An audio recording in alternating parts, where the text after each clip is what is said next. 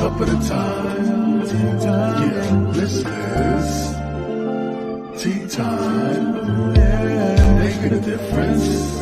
One cup at a time. Tea time. So be sure to grab your tea, grab a seat, and tune in to Miss Liz.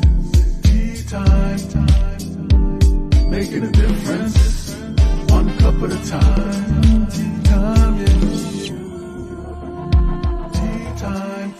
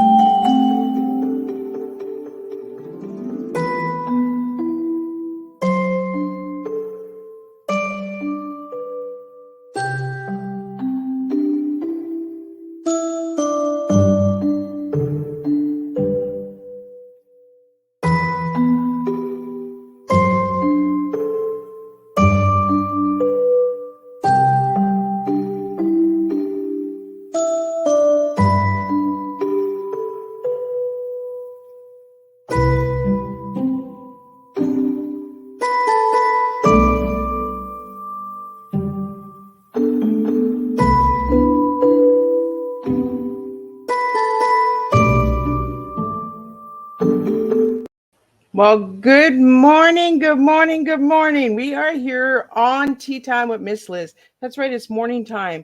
Today is Thursday, so be ready. We have 3 shows this afternoon and this evening as well. But this morning we have an incredible guest here all the way from the United States. That's right. This morning we're going into United States. This afternoon, the UK, and then back into the United States tonight. That's right, we're popping around, we're traveling. So grab your seatbelts, buckle up, we're going on a trip, and we're having a tea adventure. So before we get started, we're going to do all the good stuff. We're going to do the disclaimer. We're going to do a little intro of the incredible guest who's sitting in the back studio. And we're going to just have a good old fun playtime this morning. So make sure to grab your tea, grab your coffee, grab the beverage of your choice. You don't need to drink tea to have tea time with Miss Liz. So the disclaimer for Miss Liz's Tea Time live show. Miss Liz myself is going live using StreamYard. Before leaving a comment, please grant StreamYard permission to see your name at StreamYard.com. Please be advised that the content brought forward for any tea time hosted by myself, Miss Liz, is always brought forward in good faith. However, may bring forward dialogue and opinions that are not representative of my platform. The facts and information are perceived to be accurate at the giving time of airing. All tea time guests and audience participants are responsible for using their good judgment in taking any action that may relate to the discussion. The content brought forward may include discussion for some where they may be emotionally at risk. It is significant to know that this show is engaging in discussion forums only to offer and inspire awareness and connection and is not providing therapeutical advice. If you have any questions about the disclaimer or the panelist discussion, you may freely contact me, Miss Liz, through my email at bookingmissliz@gmail.com. Moving forward, should you choose to voluntarily participate in today's show in any aspect, I myself, Miss Liz, welcomes you. And should you decide that this show is not made for you at this time, I respect that and I will see you at a later show at a later time.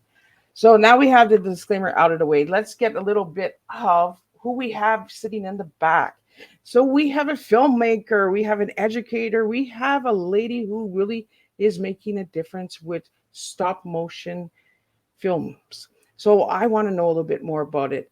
I've found a lot of information on it, so I'm going to really enjoy this morning's tea with Laura. So Laura talks about the wisdom of fairy tales and storytelling. Laura focuses on animating fairy tales and mystic stories that explore personal and collective transformations. She is inspired by the work of Joseph Campbell, Jung, and Michael Meade. Laura's films are made in her basement in Chicago. That's right, in the basement. See, dreams are everywhere. Her screening events are filled with heart and question for the soul. So I'm going to bring in Laura Lewis-Barr. That's right, award-winning stop motion filmmaker and educator. And I'm going to get her to spill some tea with you this morning. Good morning. So welcome, Laura. Thank you. So great to be with you. It is an honor to have you. I am so so excited for this morning because I really want to know so much about filmmaking and all the different ways of filmmaking because I've never heard of stop motion films. So could you tell the audience a little bit about what that is? Sure. Stop motion, in the old days, if you ever saw a show called Gumby and Pokey, that was stop motion. And stop motion is when you take a photo and another photo and another photo and you put them together to make motion. So you're making motions out of just simple images. And so you can animate objects, and I animate dolls. So what got you into the fairy tales, Laura?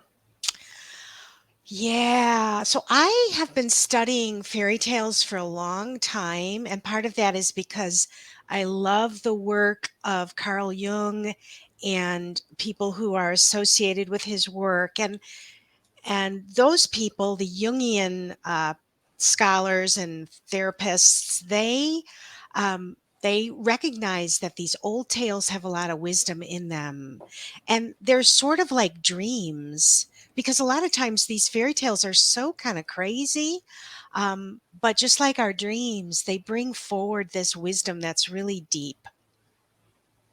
Well, and we need dreams. We need wisdom, right? Oh, Because yes. we forget to play.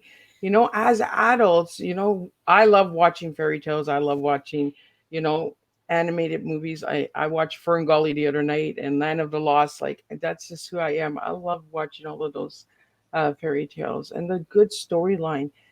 But I noticed with your work, Laura, you do a lot with Barbies. Uh-huh. So is there something special about the Barbie for you? No, I think for me, I'm just not that kind of artist to make my own figures. And I found that these 11-inch dolls, there's a zillion of them out there. Some of them are Barbies or other. I use GI Joes. I use any 11-inch doll. And there's also an unlimited supply of accessories and there's cars, there's bathtubs, there's everything I need. I can get it used. So I don't have to build all of that. So for the viewers that are watching, the Barbie doll is also used in your films as inspiration as well to educate through your stories, correct? Well, my stories I see, I'm hoping that on one level, they're just fun. They just bring laughter to the world and play. And on the other hand, if you were to sit with them, like the dream you wake up with in the morning, like that kind of dream, if you were to sit with them, you might discover, oh, this might symbolize this, and it means a wisdom for my life. I like that. And I like the word wisdom. I think this morning we're really going to do some wisdom talking. We're going to open up the minds of the viewers and listeners out there. And for anyone who's catching a replay, please push hashtag replay. Let Miss Liz know where you're tuning in from because I always like to hear that. Laura, I want to get into I've been doing a lot of homework on you. So, what got you into filmmaking? I've always been involved in the theater. And even as a child, I was doing plays. That was always my deal. And I was lucky enough a while ago, I think it was 2010, one of my play scripts was picked up for an indie movie. And once that happened, I was hooked on filmmaking. Filmmaking is lasts forever and a play ends at closing night. And when the pandemic hit, I was already had started, but when the pandemic hit, I had my studio in my basement. I could just work every day during shutdown. And that's when things really accelerated for me. I had been doing it a year or two before, but and my day job kind of ended, so I had all this time. So yeah, that was the trajectory for me. Well, and you mentioned the basement. So, I'm big on opening the minds of the viewers and listeners out there. What got you inspired to use your basement as a studio? Well, My husband built me a metal stage, which takes up a pretty good chunk of space. So, just on a practical level, we needed a place to just leave it up. And it's very kind of trippy to go down the stairs to do my laundry. And there are these dolls in position, ready for the next set of shooting. It's pretty wild. So yeah, it was more of just a practical matter to put all that stuff and have that space that's set aside for this craft. So, for the viewers out there, we have some questions that are coming in from Twitter.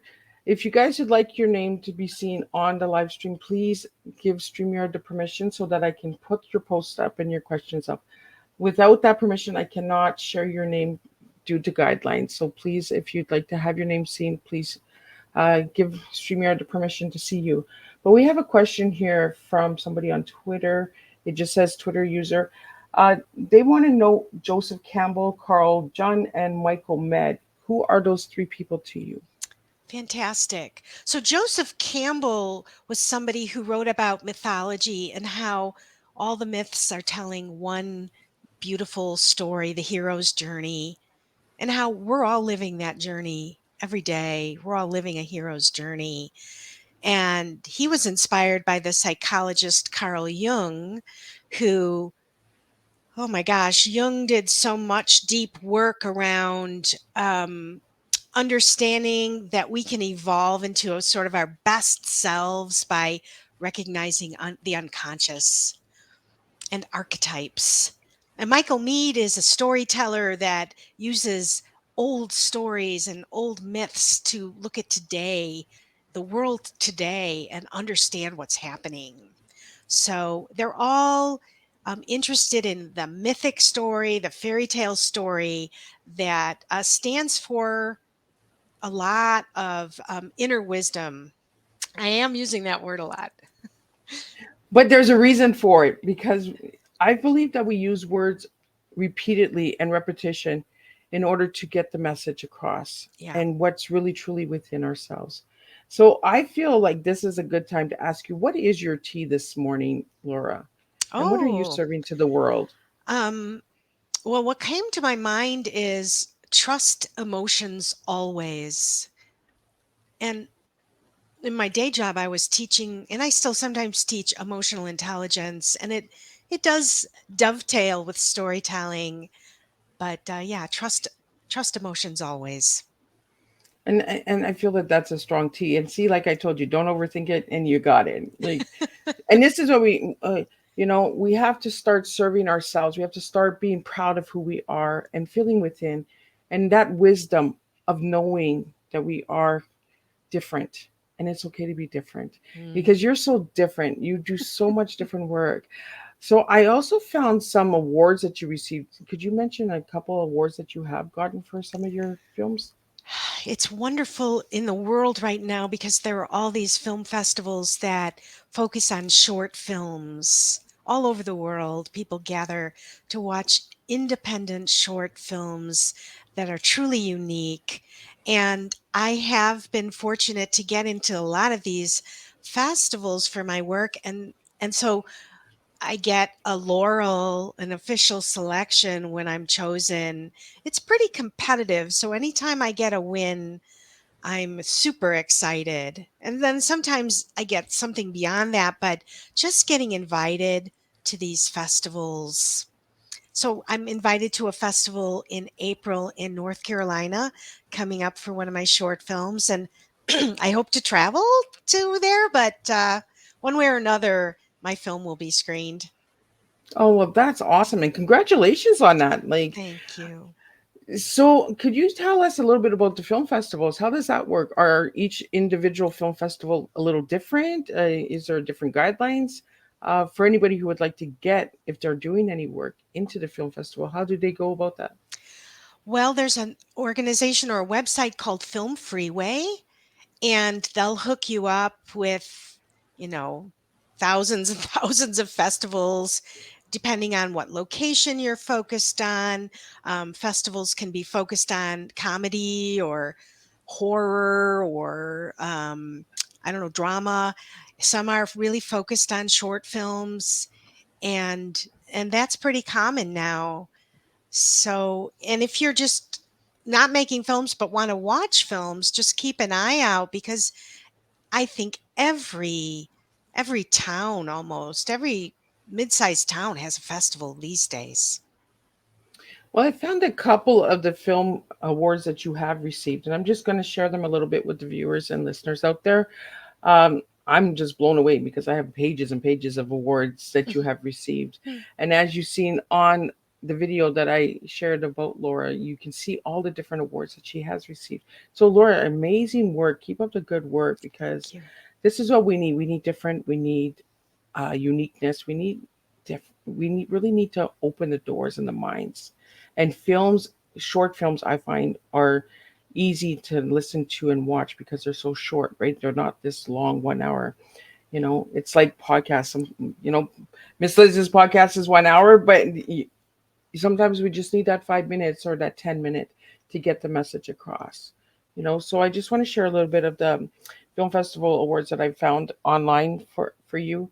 Inspired Theater and Film Award winners, finalists, and official selection. uh, Revelation Film Festival Reflections. Emerging Artist FF Phone Gal. Meduse Film Festival Phone Gal. So I'm guessing these are the names of your films, correct? Yes. The Phone Gal. Cosworth International Film Festival. So are these like located in different parts of the world as well, Right. I Laura? think Coswald is the UK.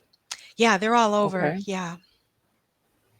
Yeah, so I'll have to get connected with you after the show so I can find out where exactly these film festivals are, because I always love getting more information, and I can update the viewers and that through updates through Laura as well, so you can check out all these incredible things.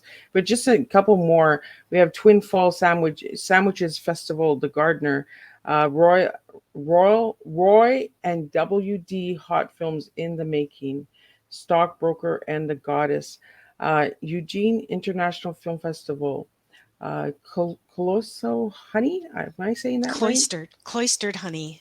Coister. Well, that's a cute word in the morning, isn't it? You get your coister bun. So, if you want to share a little bit about a couple of these films that I've mentioned to the viewers and listeners out there. Cloistered Honey was my very, very, very first film a long time ago. It was a feature film, a live action film. That was the film that started the journey. And a lot of the other films that you read are these newer stop motion, The Stockbroker and the Goddess, The Gardener. Those are early films of mine. And yeah, if you go to my YouTube channel, you'll see my early films are there's a naive quality that I enjoy, but it also sort of illustrates my learning curve because I'm teaching myself stop motion. I went to school, I went to graduate school for theater. I'm a writer director, but in terms of making stop motion, I'm teaching myself. So people will see mistakes in the films, and hopefully I think they're getting longer and more sophisticated as I go. So, how But do you longer feel? is sorry, longer is 60 minutes, just to clarify. And Laura, how do you feel about mistakes and edits d- as an individual? Oh, it's such a good question. It's an ongoing spiritual practice to embrace my imperfections. I care so much about these works of art that there's a part of me that wants them to be perfect. But I think imperfection for me is kind of baked in because I'm doing these myself on really a zero budget. So, there's a really wonderful, and that's again when you look back at these early films that were made, even in the 30s, where people were first starting out with film and didn't have a lot of resources. There is a wonderful quality when we start with very little and do what we can with it. And so I love that quality, but it means if you go out and see the film Pinocchio, which is made for millions and millions and millions with a staff of hundreds. And you see my film, which was made for $5 and it's me. There's I it's not, mine isn't slick. Mine, you can see the seams. But I do think there's a place for homemade in our world, that we need to have that place, and that, um, yeah, I'm fighting to keep that alive. And you mentioned something really important, and like big, like Pinocchio has all of this teammates and directors and producers, and here you are in the basement on a low budget. And I'm big on showing the world that you can do incredible things with no money, with low to next to no budget, when you really truly believe in yourself. And you have proven, like, you have pages and pages of awards here that you have received on a low budget. And we really need to start teaching our children that we don't need to have a big account to have dreams. So I really want to thank you for sharing that this morning, Laura, because we really need to get that message across. We need to stop feeding our children that they can only be big dreamers if they have a seven-figure bank account. You might have a one-figure bank account. You might have $1. That $1 might turn into $1 million, but you have to have that $1 to begin with, and that one belief in yourself, right? So and that's what I really got from checking you out and doing the research on you, Laura, is that you really just did what you felt would make a difference. And you like to see the seams and the streams, because I think we need to show the imperfection. We have to show the world that failure and trying is deeply important. So I really want to thank you for that. And bacon, like, I think Barbie, yeah, Barbie did a bacon with Ken. Like, there was a film out there. I'm not sure if it was one of yours, but they did do like a talk show and a cooking show and all that. And when you play with Barbies, right, you have your bacon oven and you get in there and you know. So for the children that are watching and that will watch the replay with their families tonight and later on tea time, what message do you have for the kids? Yeah, I think there's magic in your imagination and in your play, and that we love it and need it in the world, and keep playing and imagining and building the world that you want to build. And I think that's deeply important. And you're really giving some strong wisdom this morning. Your $5 budget, but look at all of the accomplishments that you've made with that $5. But it's the time and effort that you put into it, Mm, and the belief in within yourself. mm. So the one word that you gave me when I asked you what word describes you as an individual, you gave me the word passionate. So why did you give me that word, Laura? Yeah, I do feel a lot of joy, and I think I kind of, that is who I am, and so joy and passion, this desire to serve, this desire to contribute, and my way of contributing is through story. And I think it's taken me a long time to not get too distracted by a zillion other ways to serve, that this is my way to serve, and focus on, I think stop motion is kind of a wonderful vehicle for me, because it does take a lot of time, it does take a lot of focus, and I have a lot of energy that needs a focus. There is a kid in me that kind of drives me. So this is a wonderful channel for all that passionate energy, all that excited energy that somehow I have. Well, and I love that you said desire to serve, because that's what you did this morning, and you are doing this morning, is you're serving, and you're spilling a good strong tea of trust emotion always. Like, you have to trust yourself, right? You Mm, have to have the emotions within you mm. to always show up. So how long does it actually take you to make one film? No.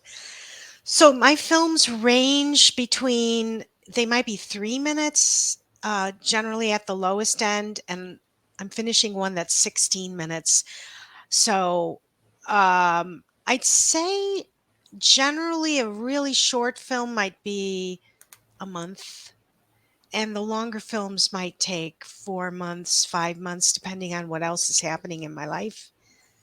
And that's kind of rapid actually for stop motion, but it is partly because my style is kind of scrappy and yeah.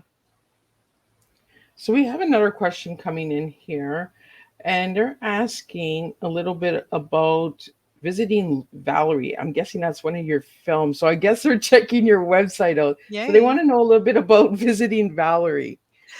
Visiting Valerie is one of the films. So if you go to my website, you'll see some of them are labeled fairy tales and some of them are labeled characters and culture. They're not specifically fairy tales, um, but Visiting Valerie is a slightly longer film. It's 13, 14 minutes. I can't remember.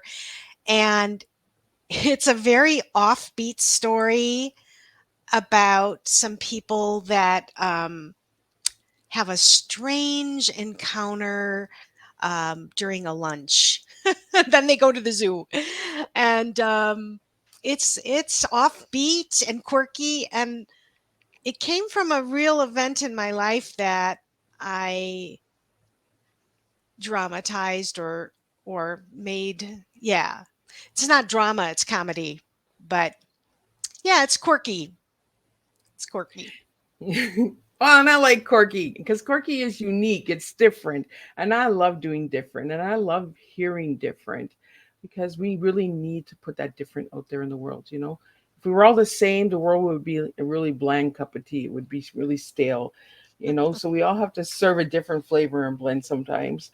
So we also have another question here that's asking about the clown. I'm guessing, again, this is one of your films, correct? Right. The Clown is a film. Almost all of my films I've written the script for, but The Clown was the first time I directed and produced something written by another person. And to me, it's very it's brief. It's briefer. Can't remember 10 minutes, let's say. Um, and it's sort of like a Christmas Carol, but with a clown. Oh, well, that is I- different. Well, let's get a little bit into this clown. And I've had clown on tea time, so let's get some clown out there. you want me to tell you more? Yeah, I do. I want Yeah, to dig into yeah. this clown. So the clown, well, we start out with the film with this high-powered executive who's kind of tough on her team, and she is running this office really hard, and she leaves the office and runs into a clown in the park.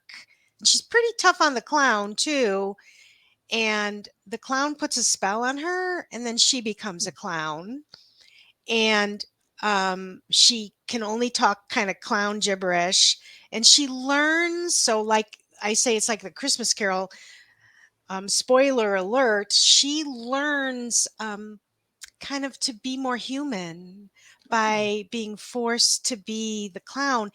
And I also think the story for me is about the fear that I have, and I know maybe others have it, of appearing to be a clown. Like, oh, I want to look so smart all the time. I want to be slick or, cool. And that fear of being the clown. So there are different levels to what the story's about, but she learns her lesson. So, for you, what does a clown mean to you, Laura? What does the film mean to me or An actual clown. Like, what is a oh, clown to you? oh yeah.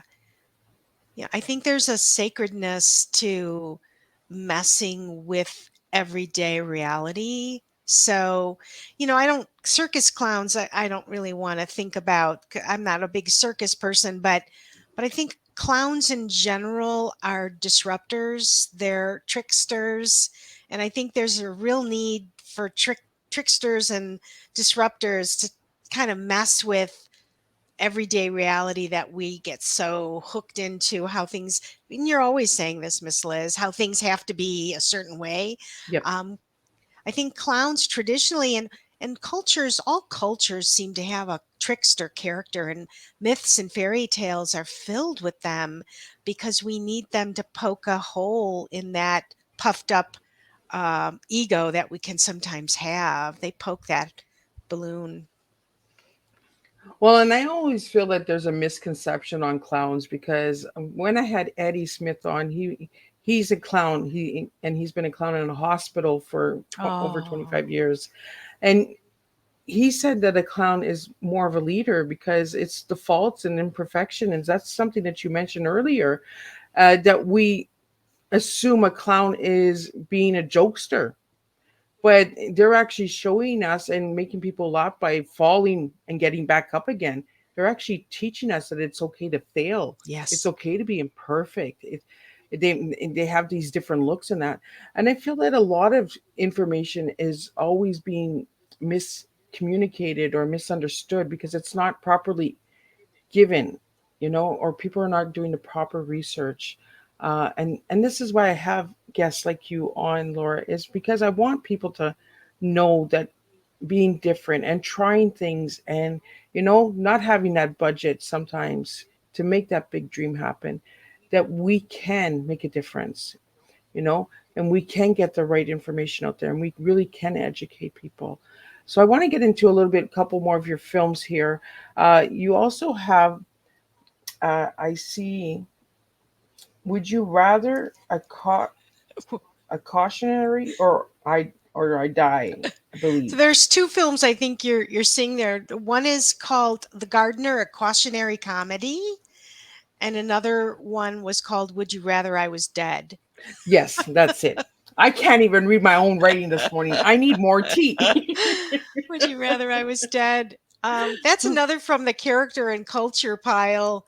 And it's just a slice of life moment with two guys and a kind of a comic misunderstanding. It's a really short film. And yeah, it's done pretty well out there. It's an older film of mine. Yeah. So I, go ahead, Laura. oh, I was just going to say I love comedy. And I think one way to do comedy is to look at these tiny moments of our lives and really look for, our misunderstandings can be tragic, but they can also be comic. If we can laugh at how we misunderstand each other and we get so upset, and that's what happens in this piece. And I love that. I love the comic outlook. I personally need it so much. Have you ever been in a situation, Laura, where you're so frustrated and so angry that you're just like, I'm just gonna laugh this out? It's just too much of a stress for me. I'm just gonna start laughing. Wow. I don't know that I've ever just turned on the laughter. I think, but I might try to look for what's funny. But do you just start physically laughing? Oh yeah, I do. I'm just so blown away why there's so much frustration and why there's so much anger that I'm just like, you know what? I'm just going to be a hyena here and I'm just going to laugh it off Wow. and see if that actually changes the situation or find a solution. Because sometimes when we get so angry, we lose it, right? And Right. then we have regret or we have things that happen and we're just like, whoa, where did this come from? How did we get here? So let's just laugh about it, let's just laugh it off and start fresh. Yeah, so true. And I think we need more laughter. And I love the wisdom that you're giving this morning. The little key points and the little tips and tools, they're like little cookies that go with your tea. So I for the viewers and listeners out there, I really thank you for all your questions and that. Um, I really appreciate people tuning in and sharing and supporting Tea Time because without you, we don't make a difference. We all have to do this together. We serve tea together. I don't serve it alone. We serve it with everyone. So again, thank you for everyone who's sharing this morning's Tea Time. I appreciate that. So Laura, I want to get into some of the press releases and podcasts and stuff that you've been on. Could you share a few of that with us this morning? Well, it does feel amazing. It's sort of like film festivals. The there's all these podcasts around like yours that welcome people like me. And it's been delightful to try to share this vision because I am alone in my basement working. I am alone. And so to get out and get online and talk with people and share my enthusiasm has been a super, super joy. And so that is part of my work right now is to try to share um, and remind people about the things you're reminding people about play, the power of fairy tales, the power of um, creating and not getting caught up in big budgets. Right. Because Yeah. I think sometimes we don't live our dreams and our goals because we're like, oh well, we don't have that fun. We can't travel there. Well, I've traveled over 42 countries right from this rocking chair. So you can Yes. do it too. You That's can right. travel. Use your imagination. Like this morning I'm in the United States. This afternoon I'll be in the UK. And just kind of open that mind and be different and show people different and be okay with being you. So you do have a backstage blog. So what is that about, Laura?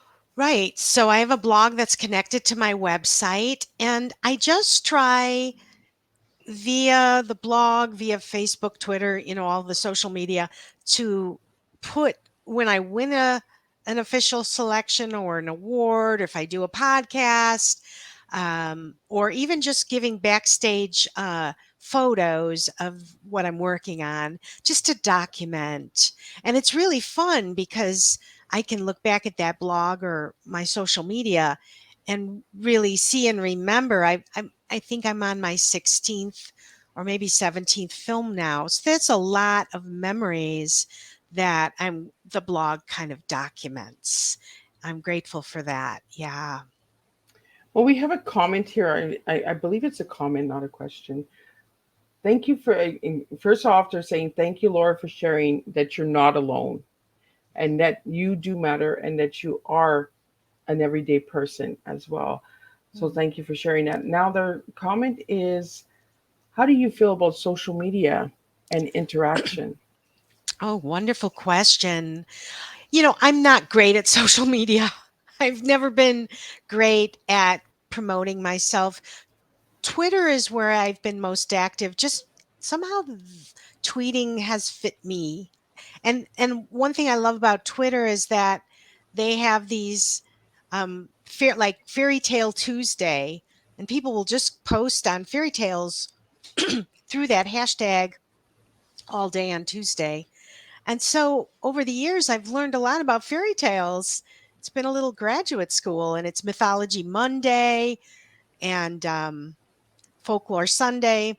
So yeah, I use Twitter in a way where I'm learning, but I'm grateful for social media because it is the way to connect. And so I'm not great at it, but I appreciate it. Well, and I just learned something new about Fairy Tale Tuesday on Twitter. I did not know about that, so I'm going to be checking out Tuesdays. So, is there like a group for that, or is it just all day Twitter? Like, Yeah, there's this a is the first I'm hearing. if you type in Fairy Tale Tuesday, you will get to the person that runs it. And every Yeah. week they give you the theme. And that's the other thing that's amazing about it is that, let's see, well, because of Valentine's Day, the theme was love and lovers. And your feed will be filled with tweets about that, about fairy tale lovers all day long. It's really fun. And they have all sorts of different themes. Uh, yeah. And you just check on the theme and then you tweet on it. Oh, well, I just learned something new. Well, thanks for sharing that. I'm going to check that Yeah. out on Tuesdays because Yeah. I'm not doing tea times on Tuesdays unless it's a rescheduled tea time. So, thank you for that. Like, I love learning from my guests. Like, I love learning new things because if we knew everything, where would we be, right? So, Right. It'd be boring. Right? It would be like, oh my goodness, like that's just like a really old tea that just sat for a really long time. So we don't want to sit on tea. We want to sit on tea, but we don't want to sit in it. Um, so I want to get a little bit into the name because you have Psych Cinema. So how did you come up with that name? Psyche's Cinema is is named kind of in honor of the inspiration I get from Carl Jung and the psychology people, because Psyche, well, Psyche's a character in an old myth, but Psyche also means soul, and it's so my filmmaking is meant for the soul, and it's meant for sometimes it's meant for those who kind of study the symbols that are in the soul, because some of my films are well, the old fairy tales were filled with symbols, and so my films are filled with symbols that you can decode for the soul. That's where the name comes from. Oh, I really like that. Like I didn't realize that. I'm gonna have to check out some of your little short films. So like is there coding like in the film itself? So let me give you an example of a film. There's a film called The Linguist, which is based on an old Grimm tale, the Brothers Grimm. It's based on the old Grimm tale called The Three Languages. And in this fairy tale, the hero learns the language of the birds, the language of the dogs, and the language of the frogs. Oh, And as the hero learns these languages, they become useful in I often make my heroes women.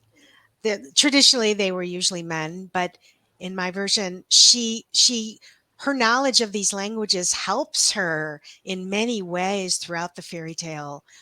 And so we might ask ourselves, what does that symbolize to learn the language of these animals? I think there is symbolism there about getting in touch with our instincts, for one. So, getting in touch with what moves us from inside that isn't intellectual.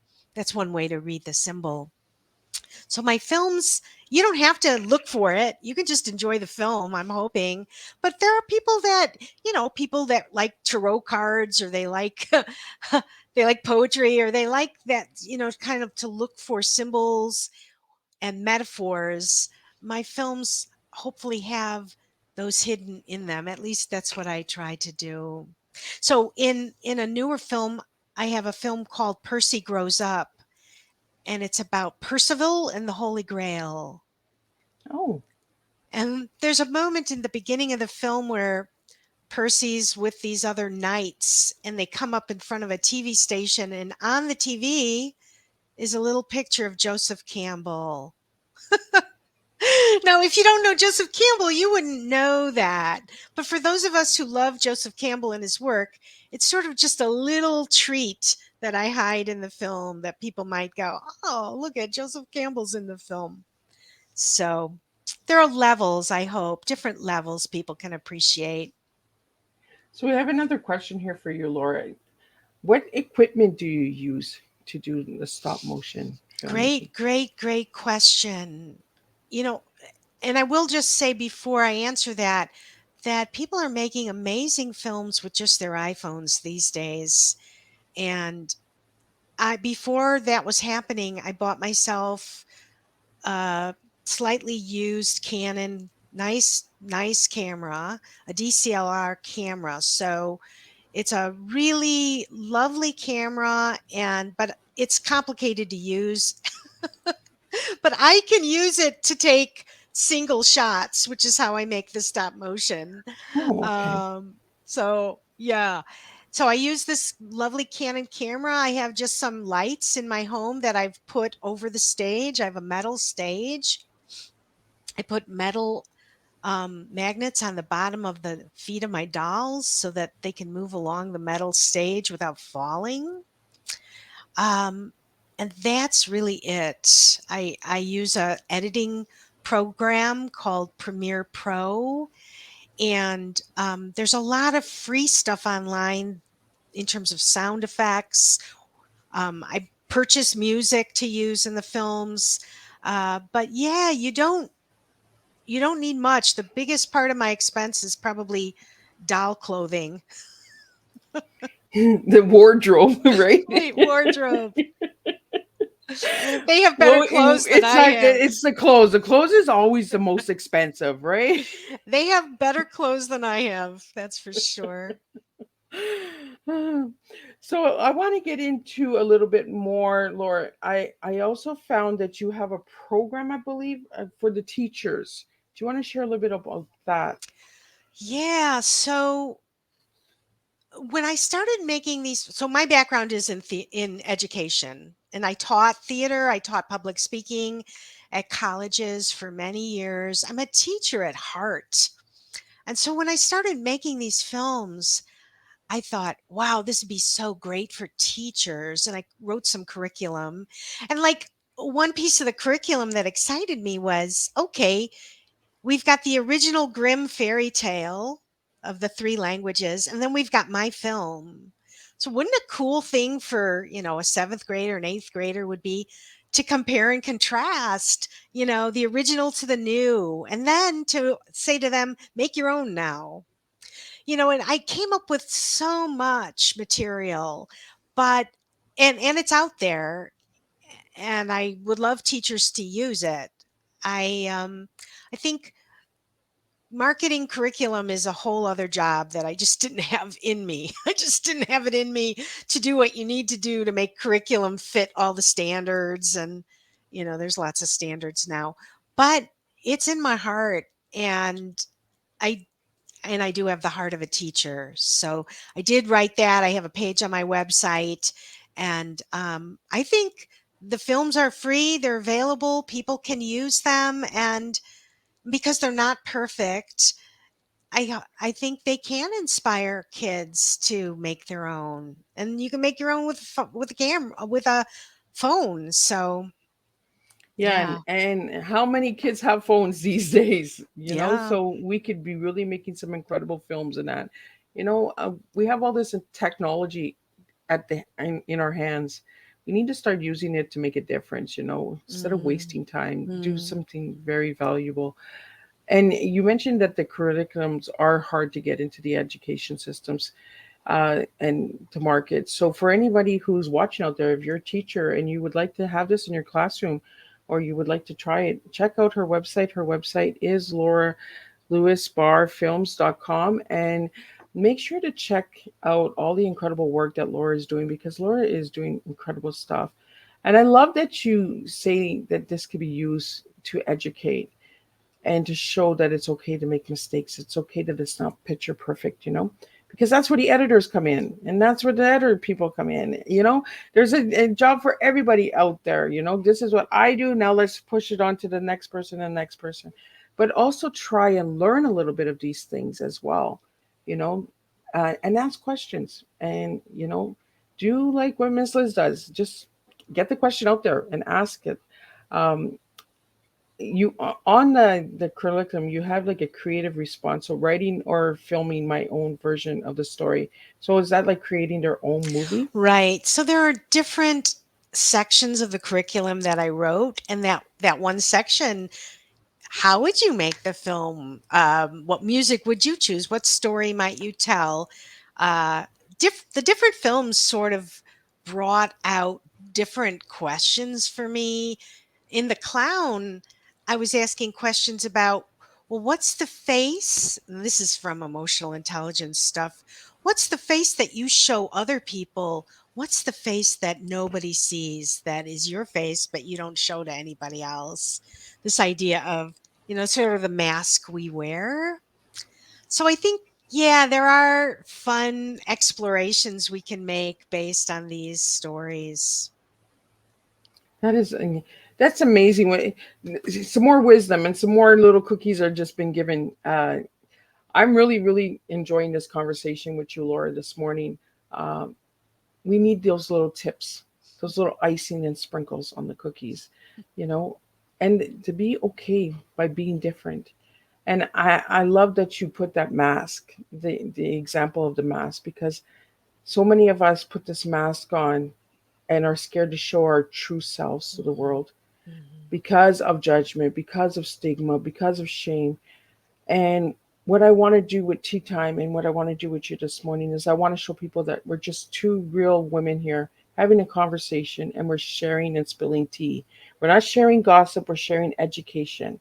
We're teaching educational awareness through storytelling. And that's what we're doing this morning is we're telling a story. We're telling Laura's story. So for the viewers and listeners out there, if you'd like to know more about Laura, Laura, where can they find you? I think my main website, my name, Laura Lewis-Barr films.com, is kind of the best way. And there are different pages, and there's the link to my YouTube page, and link to my blog, and link for the teachers. So yeah, that's a really good place. Well, thank you so much. Now I want to get into I asked my guests all this, what their favorite color is. And you gave me the color green. Why the color green? Green for me is life. And so, the whole thing about growing, the whole thing about things that grow. Yeah. And I am a gardener in my life, and then I did a film called The Gardener. Green, yeah, all reasons to choose green. Well, we have to plant those seeds, right? If we don't Y- plant seeds, how do we grow? How do we change Right, anything, right? right. And this is how we get to know people is by just asking simple questions like, what's your favorite color? What's one word that describes you? And I get a lot of people that struggle with that question is one word to describe myself. And they're like,